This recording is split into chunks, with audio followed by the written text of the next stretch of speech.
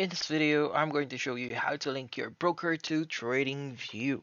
So the very first thing that you want to do here is just open up your account at tradingview.com and log in into your account. So once you've done that, go to any chart that you can find, and from here you'll be able to see a section that says trading panel at the bottom of your screen. So what you want to do is just click on trading panel, and from here you'll be able to see different brokers that you could use. So for example, we want to use Binance. We already have an account for Binance.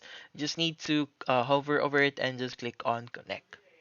So once you've click on connect, this should appear. Just click on continue, and from here, you just need to log in and you'll be asked a few permissions. Just allow it, and that should connect or link your broker to TradingView. So hopefully this video was able to help you. Like and subscribe if you found this video helpful.